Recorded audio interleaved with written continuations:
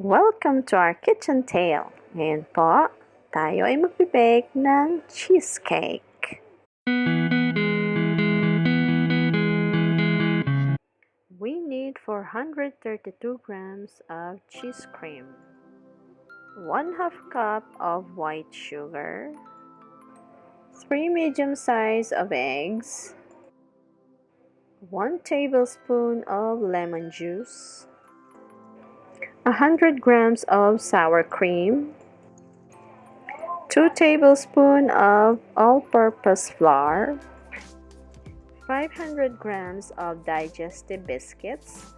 It's optional po kung gusto niyo ng marami or konti. 1 cup of melted butter. Then lastly, a teaspoon of vanilla. Ngayon po, gagawin po muna natin yung base ng ating cheesecake.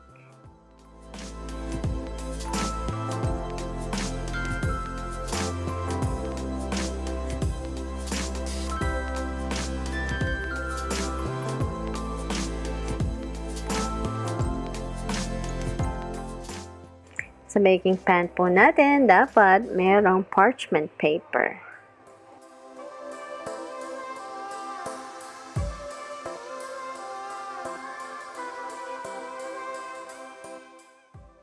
I-set aside po muna natin yung base. Then, proceed po tayo sa paggawa ng cheesecake batter. Kailangan po natin gumamit ng hand mixer. Then, unahin po natin yung cheese cream. Now, let's add the sugar.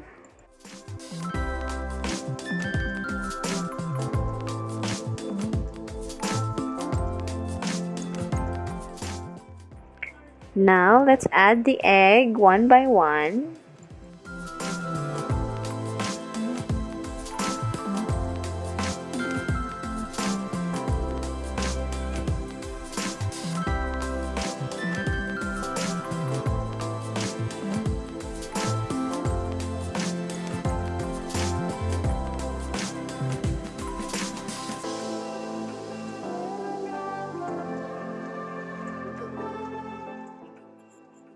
Then, sunod po natin yung sour cream.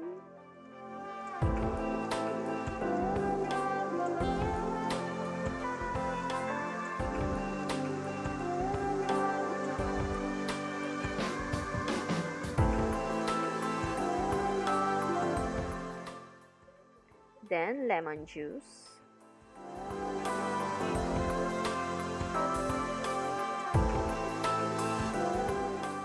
Let's add the vanilla. And then lastly, yung pong all-purpose flour.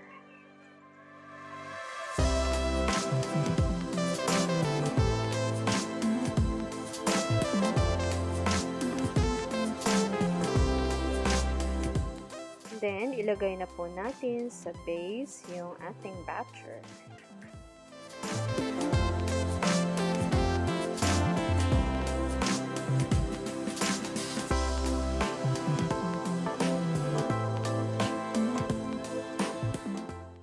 Now, let's bake the cheesecake.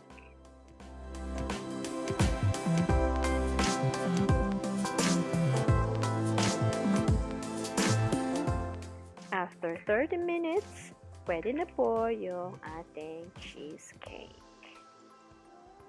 Ito na po yung finished product ng ating cheesecake. Thank you for watching. God bless.